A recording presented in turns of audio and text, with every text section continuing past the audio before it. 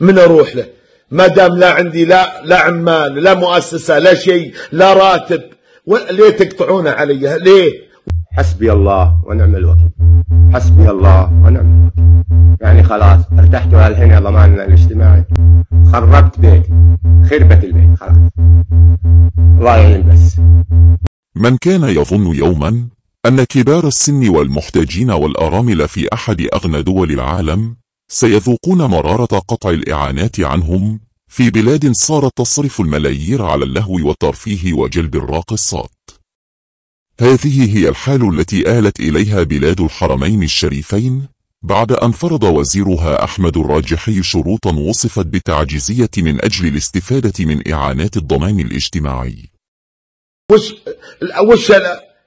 لكن أنا أقول مشكاي إلى الله سبحانه وتعالى، ويومئذ راح تسألون عن النعيم، عايشين وماكلين وشاربين وغيركم ميتين من الجوع. ضمان الله يرينا عجائب قدرته فيكم، الله يرينا عجائب قدرته فيكم.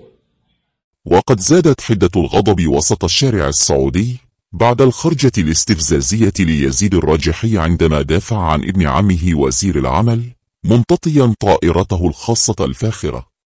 مسؤولين ولي الأمر عليهم والله العظيم الحمد لله هم مجتهدين. نتفق انه انت تتفق ولا تختلف، اول شيء نتفق انهم مجتهدين لنهضة هذا البلد، نتفق اذا لازم تتقبل الاخطاء من المسؤولين، لازم تتقبل.